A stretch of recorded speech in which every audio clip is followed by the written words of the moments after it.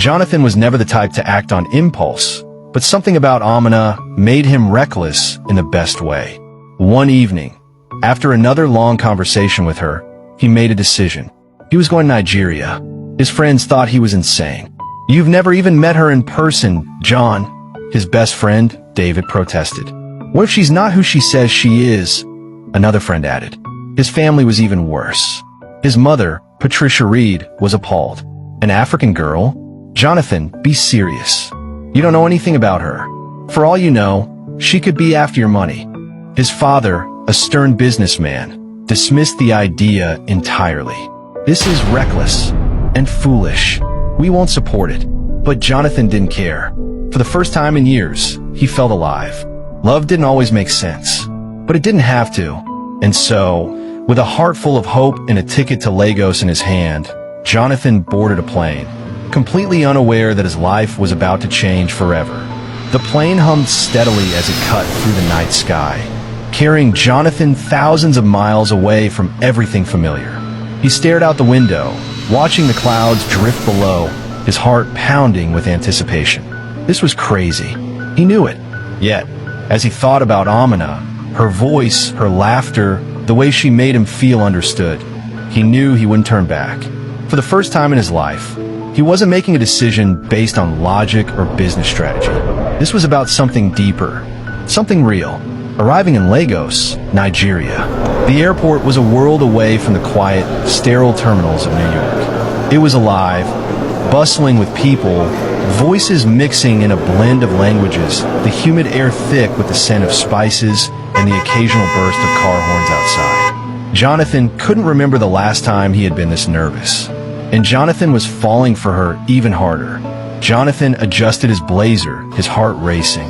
Would she really be here? Would she look at him the same way she did through the screen? As he stepped off the plane and into the warm Lagos air, his heart pounded.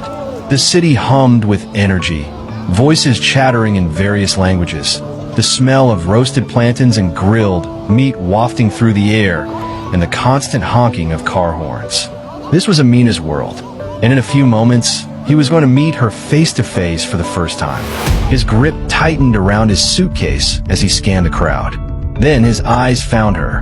Amina stood near the arrival's exit, her brown eyes searching until they locked onto his. For a second, everything else faded. The noise, the movement, the sheer newness of all. It was just her. Amina stood near the exit, her dark curls pulled into a neat bun, a simple blue dress hugging her figure. When their eyes met, she smiled, that same radiant, breathtaking smile that had first drawn him in. For a moment, time stood still. Then, she took a step forward. "Jonathan." Her voice was softer in person, but just as warm. Without thinking, he pulled her into a tight embrace, inhaling the faint scent of jasmine on her skin. "You're real," he whispered, his chest tightening with emotion. Amina laughed, the sound like music to his ears. "Of course I'm real. Welcome to Nigeria, Jonathan." Jonathan was so happy, looking at the gorgeous, dark-skinned, young, and beautiful lady standing in front of him. He couldn't believe it, as she even looked prettier in person. He stared at her tight-fitted, blue-colored dress, which hung firmly on her perfect figure, with a pair of diamond earrings and black hair that pigmented her overall look, making her unexpectedly gorgeous. Jonathan couldn't believe his luck as, over the years, he had met so many fake people online, who were just after his money. As he stood staring at her, then she smiled, a breathtaking, heart-stopping smile. Jonathan felt his breath hitch. No video call, no photograph had ever done her justice.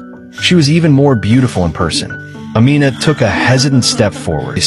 Any remaining doubt disappeared. Without thinking, he closed the distance between them and pulled her into his arms. "You're real," he murmured, his voice thick with emotion.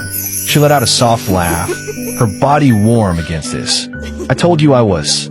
When they pulled apart, she looked up at him, her cheeks slightly flushed. "I hope you're ready for an adventure." Jonathan smiled. "I am, as long as you're with me." Amina giggled.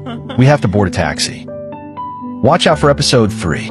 If you're enjoying the story, hit the follow or subscribe button so you don't miss any of the episodes.